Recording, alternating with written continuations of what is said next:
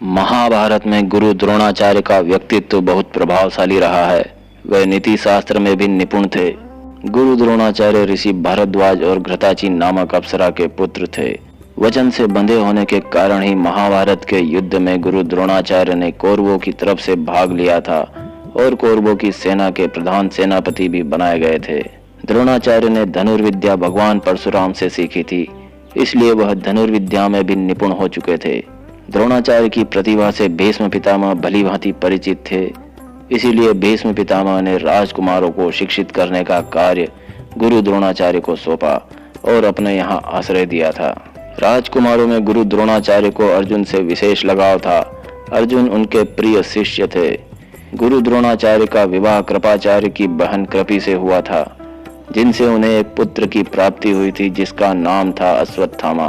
महाभारत के युद्ध में अश्वत्थामा का नाम भी आपने सुना ही होगा।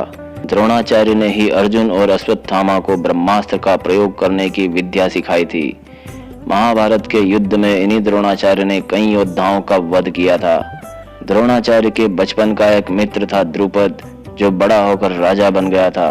बचपन में दोनों मित्र अच्छे से रहते थे, लेकिन बड़े होने के बाद जब द्रुपद राजा बन गया तो उसके मन में द्रोणाचार्य के प्रति मित्रता का भाव न रहा और एक गाय की लालसा से अपने मित्र द्रुपद के पास गए द्रोणाचार्य को अपनी राजसभा से अपमानित कर वापस भेज दिया था।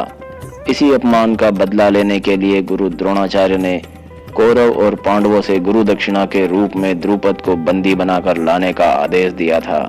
कौरव तो यह काम न कर सके, परंतु द्रोणाचार्य के प्रिय शिष्य अर्जुन तथा पांडवों ने द्रुपद को बंदी बनाकर द्रोणाचार्य के सामने पेश कर दिया था।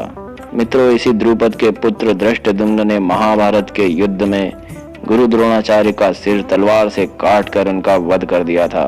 मित्रों, कहा जाता है कि गुरु द्रोणाचार्य का वध करने के लिए ही यज्ञ कुंड से धृष्टद्युम्न का जन्म हुआ था। मित्रों, द्रोणाचार्य के बारे में बताई गई यह जानकारी अगर आपको अच्छी लगी हो तो इस वीडियो को लाइक शेयर करें और चैनल को सब्सक्राइब कर लें। धन्यवाद। जय श्री कृष्ण।